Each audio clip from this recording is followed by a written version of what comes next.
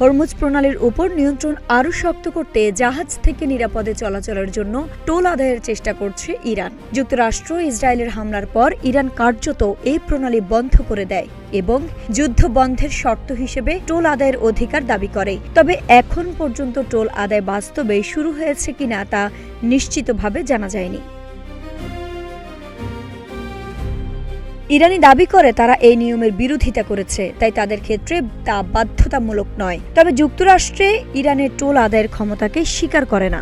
এই আইন বাস্তবায়নের জন্য সরাসরি কোনো শক্তিশালী ব্যবস্থা নেই। জার্মানির হামবুর্গে অবস্থিত আন্তর্জাতিক সমুদ্র আইন ট্রাইব্যুনাল বা নেদারল্যান্ডসের হেগে আন্তর্জাতিক বিচার আদালত রায় দিতে পারে, কিন্তু তা জোর করে কার্যকর করতে পারে না। কোম্পানিগুলো বিকল্প পথে পণ্য পরিবহন শুরু করতে পারে, যা ইতোমধ্যে কিছুটা শুরু হয়েছে। বিভিন্ন দেশ ইরানের ওপর নতুন নিষেধাজ্ঞা আরোপ করতে পারে, বিশেষ করে যেসব কোম্পানি টোল দেবে তাদের লক্ষ্য করে। সব মিলিয়ে হরমুজ প্রণালী নিয়ে পরিস্থিতি আন্তর্জাতিক রাজনীতি, অর্থনীতি ও আইনের একটি জটিল ইস্যু হয়ে দাঁড়িয়েছে। আইরিন হাসান, নাগরিক প্রতিদিন।